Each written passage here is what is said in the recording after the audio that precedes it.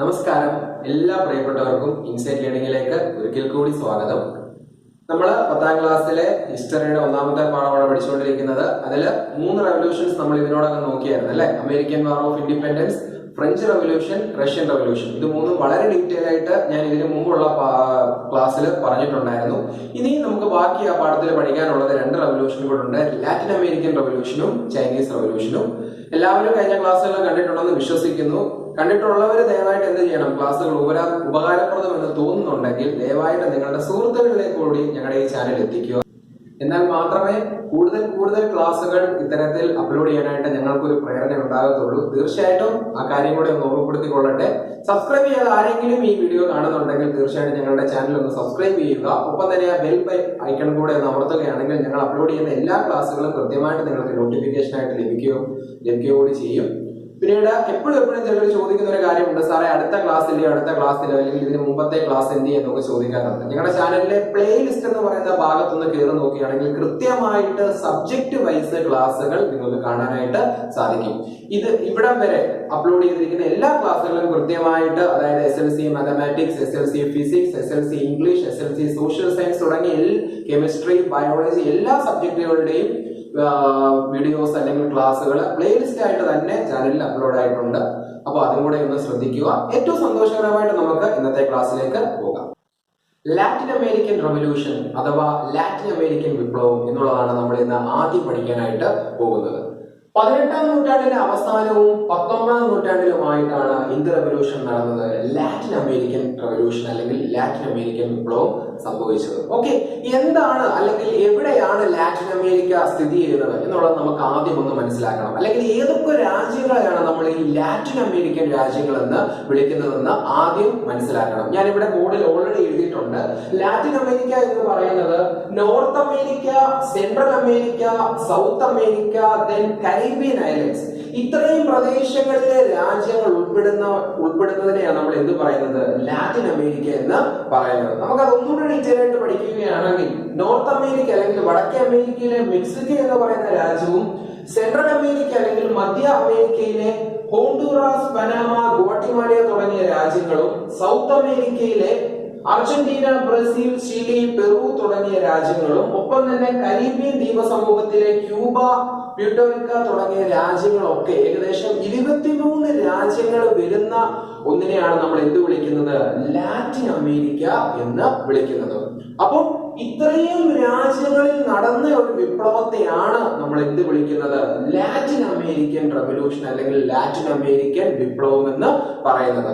അപ്പൊ Latin American റെവല്യൂഷന്റെ കാരണങ്ങളാണ് നമ്മൾ ഇനി പറയാനായിട്ട് പോകുന്നത്. അപ്പൊ ഞാൻ കുറച്ചു മുമ്പ് പറഞ്ഞ ബ്രസീൽ, അർജന്റീന, മെക്സിക്കോ തുടങ്ങിയ രാജ്യങ്ങളിൽ ആദിമകാലം മുതലേ ഉണ്ടായിരുന്ന കുറച്ച് ഗോത്ര വിഭാഗങ്ങളുണ്ട്. അവരെ നമുക്ക് നോക്കാം. ആസ്ടെക്സ്, മായൻസ്, ഇൻകാസ്.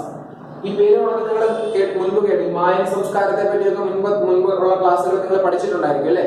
അപ്പം ഈ ലാറ്റിൻ അമേരിക്കയിൽ നിലനിന്നിരുന്ന മനുഷ്യരായിരുന്നു അല്ലെങ്കിൽ മനുഷ്യ വിഭാഗങ്ങളായിരുന്നു ആസ്ടെക്സ്, മായൻസ്, ഇൻകാസ് തുടങ്ങിയ വിഭാഗക്കാരെന്ന് പറയുന്നത്. അപ്പൊ ഇവര് വളരെ സ്വസ്ഥമായിട്ട് ജീവിച്ചിരുന്ന പ്രദേശത്തേക്ക് 1500കളുടെ തുടക്കത്തിൽ, അതായത് 16th സെഞ്ചുറിയുടെ തുടക്കത്തിൽ ആര് വന്നു, സ്പാനിഷുകാരും പോർച്ചുഗീസുകാരും കൂടെ ഇവരെ കോളനി വൽക്കരണത്തിന്റെ ഭാഗമായിട്ട് ഇവരെ അടിച്ചമർത്താൻ വേണ്ടി വന്നു. മനസ്സിലാക്കണേ. അപ്പൊ ആരാണ് ഈ ലാറ്റിൻ അമേരിക്കൻ റെവല്യൂഷനിലെ വില്ലന്മാർ ആരാണ്?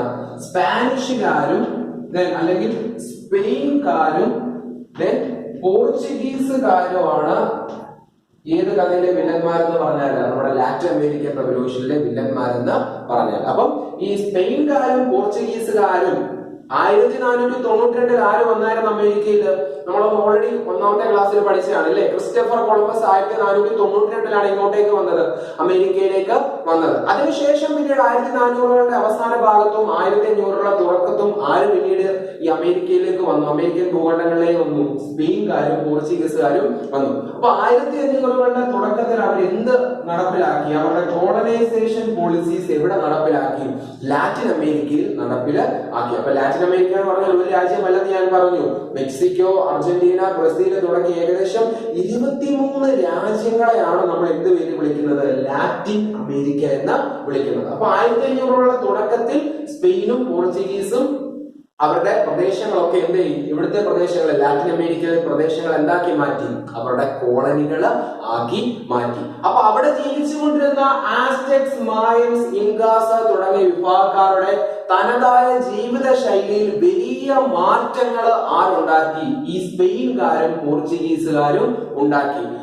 അവർ സ്വന്തമായിട്ട് ജീവിച്ചിരുന്ന അവരുടെ ആവാസ വ്യവസ്ഥയും അവരുടെ സംസ്കാരങ്ങളെയും അവരുടെ ജീവിത ശൈലിയെയും എല്ലാം ഒന്നാകെ മാറ്റിമറിച്ചു. ആര്? ഈ സ്പെയിൻകാരും പോർച്ചുഗീസുകാരും മാറ്റി മറിച്ചു. അപ്പൊ എത്തരത്തിലാണ് ഈ സ്പെയിൻകാരും പോർച്ചുഗീസുകാരും നമ്മളുടെ ലാറ്റിൻ അമേരിക്കൻ രാജ്യങ്ങളിലെ ആൾക്കാരെ എക്സ്പ്ലോയിറ്റ് ചെയ്തത് അല്ലെങ്കിൽ അടിച്ചമർത്തിയത് നമുക്ക് വിശദമായിട്ട് തന്നെ നോക്കാം. ഞാനിവിടെ കുറച്ച് പോയിന്റ്സ് ആയിട്ടാണ് ഇവിടെ എഴുതിയിട്ടേക്കുന്നത്. ഈ പോയിന്റ്സ് പഠിച്ചാൽ നിങ്ങൾക്ക് ഇതിനെ പറ്റി വളരെ വിശദമായിട്ട് എഴുതാൻ സാധിക്കും. ലാറ്റിൻ അമേരിക്കൻ റവല്യൂഷനെ പറ്റി വളരെ വിശദമായിട്ട് തന്നെ എഴുതാനായിട്ട് സാധിക്കും. അപ്പൊ നമുക്ക് നോക്കാം. ഒന്നാമത്തെ point, propagated their language, religion and customs. അപ്പം ലാറ്റിൻ അമേരിക്കയിൽ ഉണ്ടായിരുന്ന ആസ്ടെക്സ്, മായൻസ്, ഇൻകാസ്, ഞാൻ പറഞ്ഞു ഇവര് 3 വിഭാഗക്കാരായിരുന്നു ലാറ്റിൻ അമേരിക്കയിൽ, അല്ലെങ്കിൽ ഈ പറഞ്ഞ ബ്രസീൽ, അർജന്റീന, മെക്സിക്കോ തുടങ്ങിയ രാജ്യങ്ങളിൽ ഓൾറെഡി തന്നെ ജീവിച്ചിരുന്ന ആൾക്കാർ. അപ്പൊ അവിടുത്തെ ആൾക്കാരുടെ ആ വിഭാഗം ആൾക്കാരുടെ ലാംഗ്വേജും ഭാഷയും അവരുടെ റിലീജിയൻ, അവരുടെ മതവും ഒപ്പം തന്നെ അവരുടെ കസ്റ്റംസ്, ആചാര അനുഷ്ഠാനങ്ങൾ എല്ലാം തന്നെ അടിച്ചമർത്തുകയും മാറ്റപ്പെടുത്തുകയും ആര് ചെയ്തു? ഈ സ്പെയിൻകാരും പോർച്ചുഗീസുകാരും അവരുടെ കോളനൈസേഷൻ, കോളനിവൽക്കരണം എന്ന നയത്തിൽ കൂടി അവര് നടപ്പിൽ ആക്കി. രണ്ടാമത്തേത്, build houses and churches in Spanish style. അപ്പം സ്പാനിഷ് രീതിയിലുള്ള ചർച്ചുകളും പള്ളികളും വീടുകളുമാണ് സ്പെയിൻകാര് ഇവിടെ പണിഞ്ഞത്? ലാറ്റിൻ അമേരിക്കൻ രാജ്യങ്ങളിൽ പണിഞ്ഞത്. അപ്പം ലാറ്റിൻ അമേരിക്കക്കാരുടെ തനതായ ഒരു വാസ്തുകല എവിടെ നഷ്ടപ്പെട്ടു? ഈ സ്പെയിൻകാര് വന്നപ്പോൾ നഷ്ടപ്പെടുകയാണ് ഉണ്ടായത്. മൂന്നാമത്തെ നമുക്ക് നോക്കാം, സ്പാനിഷ് സിസ്റ്റം ഓഫ് എഡ്യൂക്കേഷൻ. അപ്പൊ സ്പെയിനിൽ നിലനിന്നിരുന്ന വിദ്യാഭ്യാസ സമ്പ്രദായം അവർ എവിടേക്ക് കൊണ്ടുവന്നു? അവര് കോളനികളാക്കി മാറ്റിയ ലാറ്റിൻ അമേരിക്കൻ രാജ്യങ്ങളിലും കൊണ്ടുവരിക ഉണ്ടായി. നാലാമത്തെ പോയിന്റ് നോക്കാം നമുക്ക്, സ്പാനിഷ് സിസ്റ്റം ഓഫ് ഫാമിംഗ്. അപ്പം സ്പെയിനിൽ നിലനിന്നിരുന്ന കൃഷി രീതി എങ്ങനെ, സ്പെയിൻകാർ എങ്ങനെയാണോ അവിടെ കൃഷി ചെയ്തത് അതേ രീതിയിലുള്ള കൃഷി രീതികളും ഒപ്പം തന്നെ അവിടെ കൃഷി ചെയ്തിരുന്ന, സ്പെയിനിൽ കൃഷി ചെയ്തിരുന്ന വിളകളും അവരെ എവിടെ കൃഷി ചെയ്യിപ്പിച്ചു? ആളുകളെ കൊണ്ട്, ലാറ്റിൻ അമേരിക്കയിലെ ആളുകളെ കൊണ്ട് ലാറ്റിൻ അമേരിക്കയിൽ കൃഷി ചെയ്യിപ്പിച്ചു. അപ്പൊ നോക്കിക്കേ, അവിടെ സാമൂഹികമായിട്ടും സോഷ്യലായിട്ടും കൾച്ചറലായിട്ടും സാംസ്കാരികമായിട്ടുമുള്ള എല്ലാ മേഖലകളിലും ആര് മാറ്റം ഉണ്ടാക്കി? ലാറ്റിൻ അമേരിക്കക്കാരുടെ ഇത്തരത്തിലുള്ള സാമൂഹികമായിട്ട് സാംസ്കാരികമായിട്ടുള്ള ജീവിതത്തിലെല്ലാം സ്പെയിൻകാരും പോർച്ചുഗീസുകാരും വലിയ മാറ്റങ്ങളാണ് ഉണ്ടാക്കി എടുത്തത്. ഞാൻ ഓൾറെഡി പറഞ്ഞിരുന്നു, 1500കളുടെ തുടക്കം മുതലേ സ്പെയിൻകാരും പോർച്ചുഗീസുകാരും ഇവിടോട്ട് വരാൻ തുടങ്ങി. ഈ ലാറ്റിൻ അമേരിക്കൻ രാജ്യങ്ങളിലേക്ക് വരാനായിട്ടും അവിടുത്തെ ആൾക്കാരെ അല്ലെങ്കിൽ ആ പ്രദേശങ്ങളെ എന്താക്കി മാറ്റി? അവരുടെ കോളനീസ് ആക്കി മാറ്റാനും തുടങ്ങിയിരുന്നു അല്ലെ. അപ്പം ഇത്തരത്തില് കൂടുതൽ സ്പെയിൻകാരും പോർച്ചുഗീസുകാരും ലാറ്റിൻ അമേരിക്കൻ രാജ്യങ്ങളിലേക്ക് വന്നുകൊണ്ട് പുതിയ അസുഖങ്ങളും, അതായത് ലാറ്റിൻ അമേരിക്കയിൽ ഒരിക്കൽ പോലും അതിന് മുമ്പ് കണ്ടിട്ടില്ലാത്ത പല തരത്തിലുള്ള മഹാവ്യാധികളും ലാറ്റിൻ അമേരിക്കയിലേക്ക് ആര് കൊണ്ടുവന്നു? സ്പെയിൻകാരും പോർച്ചുഗീസുകാരും കൊണ്ടുവരികയും ഉണ്ടായി. റേഷ്യൽ ഡിസ്ക്രിമിനേഷൻ, വളരെ ശക്തമായിട്ട് ഉള്ള റേഷ്യൽ ഡിസ്ക്രിമിനേഷൻ ഇവിടെ ഉണ്ടായി. ലാറ്റിൻ അമേരിക്കയിൽ ഈ സ്പെയിൻകാരും പോർച്ചുഗീസുകാരും നടത്തുക ഉണ്ടായി. അതായത് ആളുകളെ നിറത്തിന്റെ അടിസ്ഥാനത്തിൽ വേർതിരിക്കുന്ന ഒരു പ്രക്രിയ അത് ഇവിടെ ഉണ്ടായി, ലാറ്റിൻ അമേരിക്കയിൽ ഉണ്ടായി. മെസ്റ്റിസോ, ഈ സ്പെയിൻകാര്, അതായത് വിദേശികളായ സ്പെയിൻകാര് ലാറ്റിൻ അമേരിക്കയിലുള്ള ആളുകളെ കല്യാണം കഴിച്ചപ്പോൾ അവർക്കുണ്ടായ കുഞ്ഞുങ്ങളെയാണ് നമ്മൾ മെസ്റ്റിസോ വിഭാഗക്കാരെന്ന് പറയുന്നത്.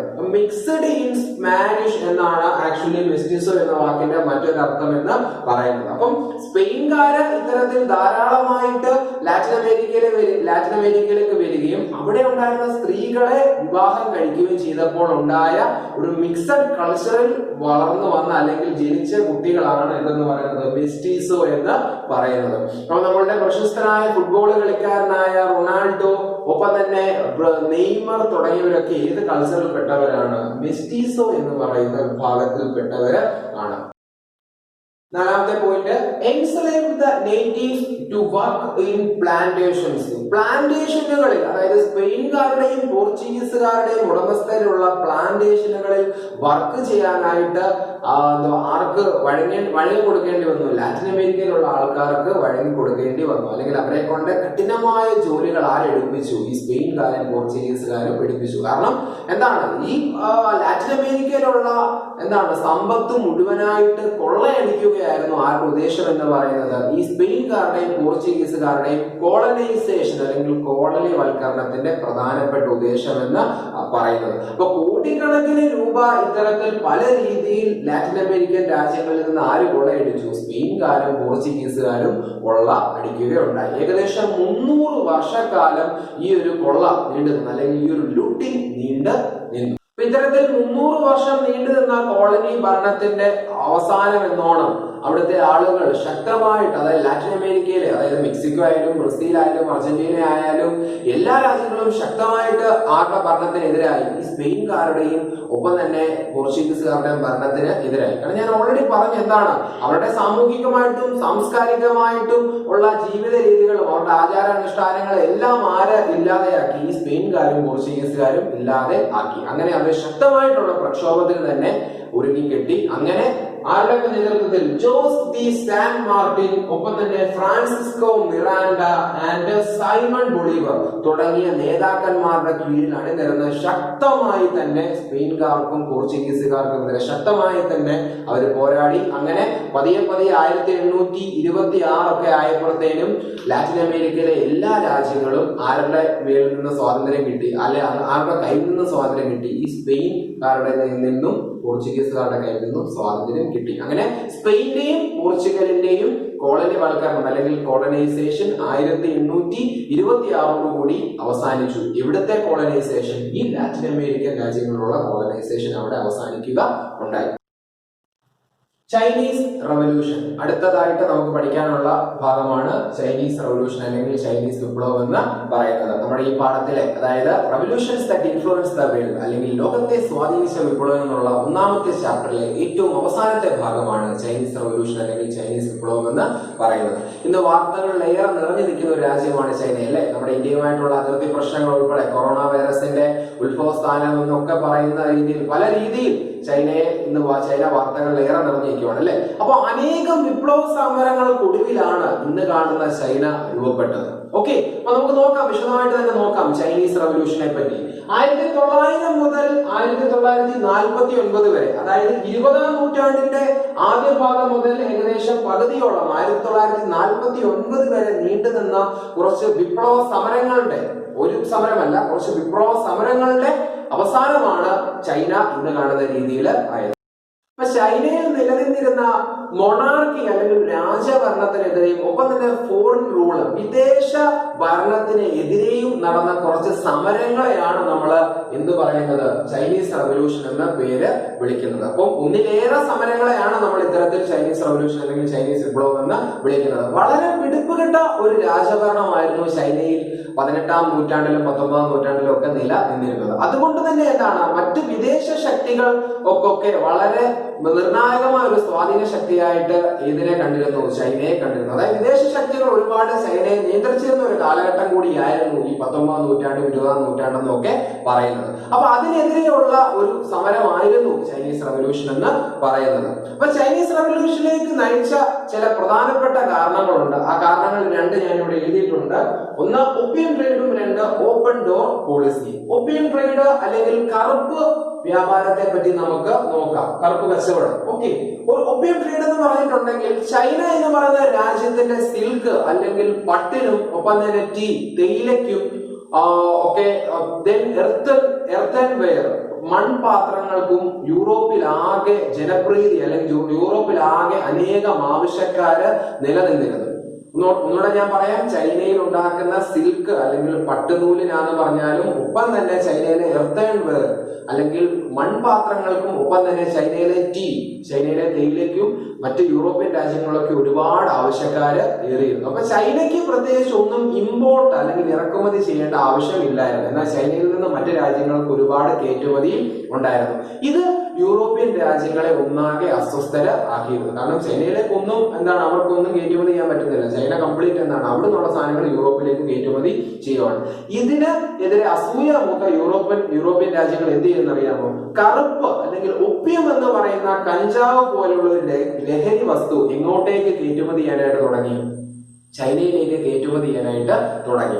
അങ്ങനെ ഒപ്പിയം അല്ലെങ്കിൽ കറുപ്പെന്ന് പറയുന്ന ഈ ലഹരി മരുന്ന് ചൈനക്കാരുടെ ആകെ മനോനിലയെ തന്നെ തെറ്റിക്കുകയാണ് ഉണ്ടായത്. അപ്പൊ ചൈനയിലെ സാമ്പത്തികമായിട്ടും അല്ലെങ്കിൽ സാമൂഹികമായിട്ടുള്ള ഒരു അരക്ഷിതാവസ്ഥയിലേക്ക് എന്ത് വഴിതെളിച്ചു? ഈ ഒപ്പിയം ട്രേഡ് അല്ലെങ്കിൽ കറുപ്പ് വ്യാപാരം വഴി തെളിച്ചു. ചൈനയിലെ ആളുകളുടെ യുവാക്കളുടെ ഒന്നാകെ മാനസിക നില തന്നെ തെറ്റിക്കാനായിട്ട് ഈ ഒപ്പിയം അല്ലെങ്കിൽ ഈ കറുപ്പെന്ന് പറയുന്ന ഈ ലഹരി വസ്തുവിന് സാധിച്ചു. ഓപ്പൺ ഡോർ പോളിസി അല്ലെങ്കിൽ തുറന്ന വാതിൽ നയം. എന്താണ് ഓപ്പൺ ഡോർ പോളിസി അല്ലെങ്കിൽ തുറന്ന വാതിൽ നയം? 19ാം നൂറ്റാണ്ട് വരെ അമേരിക്കയ്ക്ക് വലിയ സ്വാധീനം എവിടെ ഇല്ലായിരുന്നു? ചൈന എന്ന് പറയുന്ന രാജ്യത്ത് ഇല്ലായിരുന്നു. അല്ലെങ്കിൽ അമേരിക്ക അതിനുവേണ്ടി ശ്രമിച്ചില്ല എന്ന് വേണം പറയാനായിട്ട്. എന്നാൽ പിന്നീട് ചൈന എന്ന് പറയുന്ന രാജ്യത്തിന്റെ വിഭവ സമൃദ്ധി അല്ലെങ്കിൽ വെൽത്ത് അല്ലെങ്കിൽ ആ ഒരു സമ്പത്ത് കണ്ട് ആകൃഷ്ടരായ അമേരിക്ക എവിടേക്ക് തന്റെ ശക്തി വ്യാപിക്കാൻ ശ്രമിച്ചു? അമേരിക്കയിലേക്ക് തങ്ങളുടെ ശക്തി വ്യാപിപ്പിക്കാനായിട്ട് ശ്രമിച്ചു. എന്നാൽ അവിടേക്ക് ചെന്ന അമേരിക്കയ്ക്ക് മറ്റ് രാജ്യങ്ങളുമായിട്ട് വൻ എതിർപ്പുകൾ നേരിടേണ്ടി വന്നു. അതായത് ഓൾറെഡി അവിടെ പല യൂറോപ്പിലെ വൻ ശക്തികളും അവിടെ സ്ഥാനം ഉറപ്പിച്ചിരുന്നു, ചൈനയിൽ സ്ഥാനം ഉറപ്പിച്ചിരുന്നു. അപ്പം അതിലേക്ക് ഒന്ന് കയറി പറ്റാനായിട്ട് അമേരിക്കയുടെ അന്നത്തെ സ്റ്റേറ്റ് സെക്രട്ടറി ആയിരുന്ന ജോൺ ഹേ എന്ന് പറയുന്ന വ്യക്തി കൊണ്ടുവന്ന ഒരു നയമാണ് എന്തെന്ന് പറയുന്നത് ഓപ്പൺ ഡോർ പോളിസി അല്ലെങ്കിൽ തുറന്ന വാതിൽ നയം എന്ന് പറയുന്നത്. ഇദ്ദേഹം അന്നത്തെ അമേരിക്കയുടെ സ്റ്റേറ്റ് സെക്രട്ടറി ആയിരുന്നു. ഈ നയത്തിലൂടെ അമേരിക്ക ഉദ്ദേശിച്ചത് ചൈനയിൽ അല്ലെങ്കിൽ ചൈനയുടെ കമ്പോളത്തിൽ ചൈന മാർക്കറ്റിൽ ആവശ്യത്തിലേറെ അമേരിക്കയ്ക്ക് പ്രാധാന്യവും സാഹചര്യങ്ങളും അവസരങ്ങളും ഒരുക്കി കൊടുക്കുക എന്നുള്ളതായിരുന്നു ആക്ച്വലി എന്തെന്ന് പറയുന്നത് ഈ ഓപ്പൺ ഡോർ പോളിസി വഴി ജോൺ ഹേയുടെ ഉദ്ദേശം എന്ന് പറയുന്നത്. കാരണം മറ്റ് രാജ്യങ്ങളൊക്കെ തന്നെ ചൈനയിൽ അന്ന് സ്ഥാനം ഉറപ്പിച്ചിരുന്നു. അമേരിക്കയ്ക്ക് ഒരു സ്ഥാനം ഉറപ്പിക്കണമെന്നുണ്ടെങ്കിൽ ഇത്തരത്തിലൊരു നയം തന്നെ ആവശ്യം ആയിരുന്നു. അപ്പൊ ഓൾറെഡി മറ്റ് രാജ്യങ്ങൾ എസ്റ്റാബ്ലിഷ്ഡ് ആയിരുന്ന ചൈന മാർക്കറ്റിൽ ആരും കൂടെ പുതിയതായിട്ട് വന്നു, അമേരിക്കയും കൂടെ പുതിയതായിട്ട് വന്നു. ജസ്റ്റ് പുതിയതായിട്ട് വരിക മാത്രമല്ല, മറ്റു രാജ്യങ്ങൾക്കുള്ള അതേ അവകാശവും അതേ സ്വാതന്ത്ര്യവും അതേ അവസരങ്ങളും അമേരിക്കയ്ക്ക് ചൈന മാർക്കറ്റിൽ ലഭിക്കുക ഉണ്ടായി. അത്തരത്തിൽ അമേരിക്കയ്ക്ക് അവസരങ്ങൾ ചൈന മാർക്കറ്റിൽ ലഭിക്കാൻ കാരണമായ ഒരു നയമാണ് എന്തെന്ന് പറയുന്നത് ഓപ്പൺ ഡോർ പോളിസി അല്ലെങ്കിൽ തുറന്ന വാതിൽ നയം എന്ന് പറയുന്നത്. ഇത് നടപ്പിലാക്കി അല്ലെങ്കിൽ ആവിഷ്കരിച്ച വ്യക്തിയാണ് ജോൺ ഹേ എന്ന് പറയുന്നത്. അദ്ദേഹം അമേരിക്കയുടെ സ്റ്റേറ്റ് സെക്രട്ടറി ആയിരുന്നു. ഇത്തരത്തിൽ വളരെ മോശമായ രാജഭരണവും ഒപ്പം തന്നെ പല രാജ്യങ്ങൾക്കായിട്ട് ഭരണം വീതിക്കപ്പെട്ട ഒരവസ്ഥയായിരുന്നു, അല്ലെങ്കിൽ ചൈന മാർക്കറ്റ് പല രാജ്യങ്ങൾക്കായിട്ട് വീതിക്കപ്പെട്ട ഒരു അവസ്ഥയായിരുന്നു ചൈനയുടെ ഈ കാലഘട്ടത്തിൽ ഉണ്ടായിരുന്നത്. അപ്പൊ ഇതിനെതിരെ ശക്തമായ ഒരു പ്രക്ഷോഭം, ഒരു വിപ്ലവ സമരം 1900-ന്റെ ആരംഭത്തിൽ തന്നെ ഉണ്ടായി. ആ പ്രക്ഷോഭ സമരത്തെ നമ്മൾ വിളിക്കുന്ന പേരാണ് ബോക്സർ റെബല്യൻ എന്ന് പറയുന്നത്. എന്തുകൊണ്ട് അതിന് ബോക്സർ റെബല്യൻ എന്ന പേര് വന്നു? ഈ വിപ്ലവകാരികളുടെ ചിഹ്നം അല്ലെങ്കിൽ ഇവർ ഉപയോഗിച്ചിരുന്ന ഒരു മുദ്ര എന്ന് പറയുന്നത് ബോക്സിംഗ് കളിക്കുന്ന ആൾക്കാരുടെ മുഷ്ടി. ബോക്സിംഗ് കളിക്കുന്ന ആൾക്കാർ ഒരു പ്രത്യേകതരം ഗ്ലൗസ് ഇട്ടിട്ടാണ്, നിങ്ങൾ കണ്ടിട്ടുണ്ടായിരിക്കും ബോക്സിംഗ് ടിവിയിലൊക്കെ അല്ലെ. അപ്പൊ ഈ ബോക്സിംഗ് കളിക്കുന്ന ആൾക്കാരുടെ ആ മുഷ്ടി, ആ ഗ്ലൗസിന്റെ ആ മുഷ്ടി ചുരുട്ടി വെച്ചേക്കുന്ന അതായിരുന്നു ഈ വിപ്ലവകാരികളുടെ ചിഹ്നം അല്ലെങ്കിൽ മുദ്ര എന്ന് പറയുന്നത്. അപ്പൊ അത് മുദ്രയാക്കിയിട്ടുള്ള ആളുകളെ നയിച്ച സമരമായതുകൊണ്ടാണ് എന്ത് പേര് വീണത്? ബോക്സർ റെബല്യൻ എന്ന പേര് വീണത്. എന്നാൽ ഈ വിപ്ലവ സമരം ഒരു പരാജയം തന്നെയായിരുന്നു. കാരണം അന്ന് ചൈന ഭരിച്ചിരുന്ന മാഞ്ചു ഡൈനാസ്റ്റി, മാഞ്ചു രാജവംശത്തിനെതിരെയായിരുന്നു പ്രധാനമായിട്ടും ഈ വിപ്ലവ സമരം എന്ന് പറയുന്നത്. പക്ഷെ അന്നത്തെ മാഞ്ചു രാജാവ് ശക്തമായി തന്നെ ഈ സമരത്തെ അടിച്ചമർത്തി. എന്നാൽ പിന്നീട് ഇങ്ങോട്ടുണ്ടായ ചൈനയിലെ വിപ്ലവ സമരങ്ങൾക്കെല്ലാം ഊർജം നൽകിയ ഒരു പ്രധാനപ്പെട്ട സംഭവം തന്നെയായിരുന്നു 1900-ൽ അരങ്ങേറിയ ബോക്സർ റെബല്യൻ എന്ന് പറയുന്നത്. ബോക്സർ റെബല്യന് ശേഷം ചൈന നേരിട്ട അല്ലെങ്കിൽ ചൈന കണ്ട ഏറ്റവും വലിയ വിപ്ലവ സമരമായിരുന്നു 1911-ൽ ക്യോമിന്താങ് പാർട്ടി. ഈ പാർട്ടിയുടെ പേര് ഓർത്തോണം, ക്യോമിന്താങ്.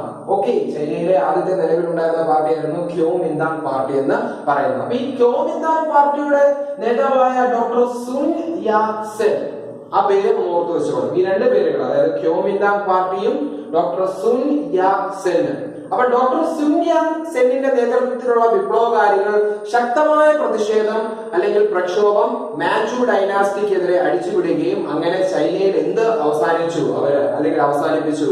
മൊണാർക്കി, രാജഭരണം 1911 അവസാനിപ്പിച്ചു. ആരാണ് അവസാനിപ്പിച്ചത്? ഈ ക്യോമിന്താങ് പാർട്ടിയിലുള്ള അംഗങ്ങൾ. അതിന്റെ നേതാവായിരുന്ന ആ സമയത്ത് ഡോക്ടർ സുൻ യാറ്റ് സെൻ.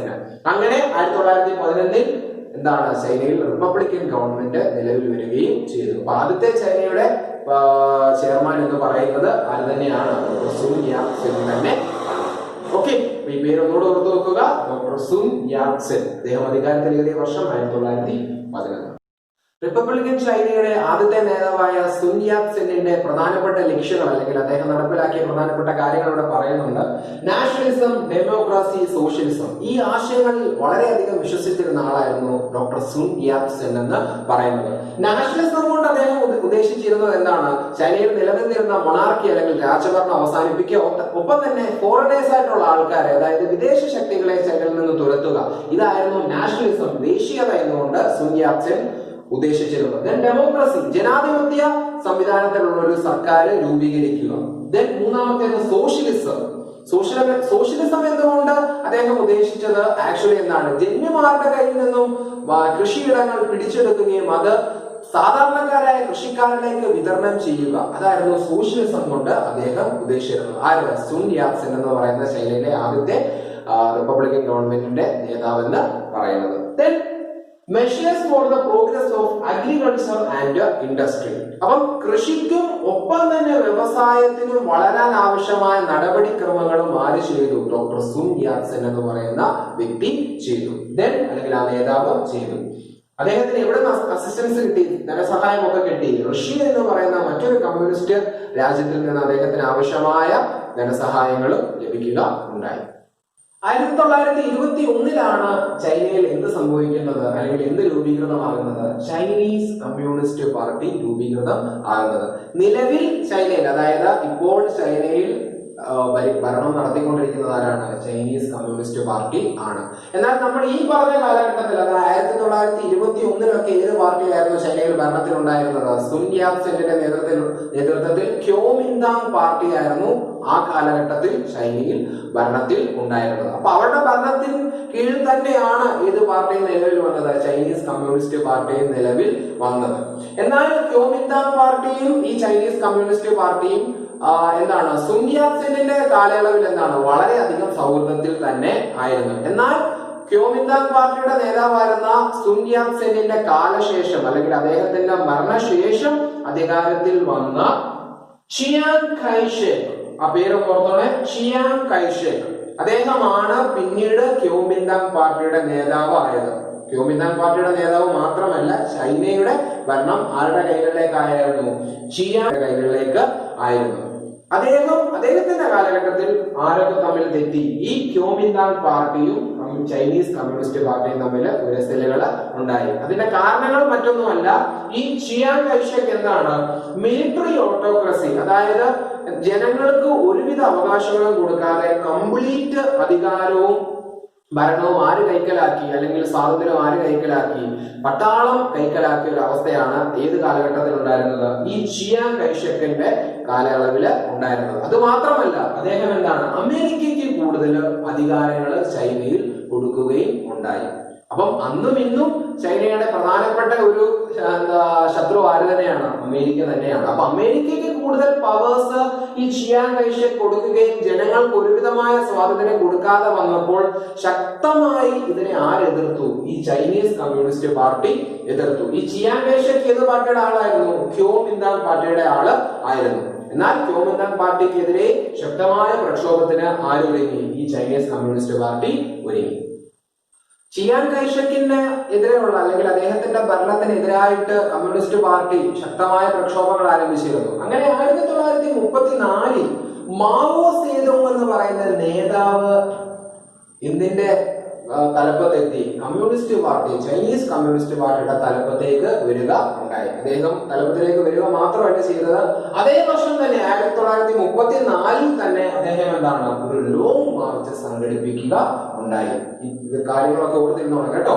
അദ്ദേഹം 1934 തന്നെ ഇത് സംഘടിപ്പിച്ചു, ലോങ് മാർച്ച് സംഘടിപ്പിച്ചു. എവിടെ നിന്ന് എങ്ങോട്ട്? അതായത് സതേൺ ചൈനയിലെ കിയാൻസി പ്രവിശ്യയിൽ നിന്നും നോർത്തേൺ ചൈനയിലെ യാനൻ എന്ന് പറയുന്ന സ്ഥലത്തേക്ക്, അതായത് സൗത്തിൽ നിന്ന് നോർത്തിലേക്ക് ഏകദേശം 12,000 കിലോമീറ്റർ ആണ് ആര് ലോങ് മാർച്ച് നടത്തിയത്? ഈ മാവോ സേതുങ് ലോങ് മാർച്ച് നടത്തിയത്. മാവോ സേതുങ് മാത്രമല്ല, ഇദ്ദേഹത്തിന്റെ പിന്നിൽ ആയിരക്കണക്കിന് കമ്മ്യൂണിസ്റ്റ് പാർട്ടി പ്രവർത്തകരും ഉണ്ടായിരുന്നു. ആർക്കെതിരെയായിരുന്നു ഇവർ സമരം നടത്തിയത്? ചിയാങ് കൈഷേക്ക് എന്ന് പറയുന്ന പട്ടാള മേധാവിക്കെതിരെയും, അല്ലെങ്കിൽ പട്ടാളത്തെ പോലെ അല്ലെങ്കിൽ യാതൊരുവിധമായ സ്വാതന്ത്ര്യം ജനങ്ങൾക്ക് കൊടുക്കാത്ത ഒരു ഓട്ടോക്രാറ്റിക് റൂളർ ആയിരുന്ന ചിയാങ് കൈഷേക്കിനെതിരെയും ഒപ്പം തന്നെ വൈദേശിക ശക്തികൾക്കെതിരെയുമായിരുന്നു ഈ ലോങ് മാർച്ച് കമ്മ്യൂണിസ്റ്റ് പാർട്ടി സംഘടിപ്പിക്കുക ഉണ്ടായത്. ഇവരുടെ ഈ യാത്രയിൽ, ഈ 12,000 കിലോമീറ്റർ നീണ്ടുനിന്ന ഈ യാത്രയിലുടനീളം ഇവര് ജന്മിമാരിൽ നിന്ന് ഭൂസ്വത്തുക്കൾ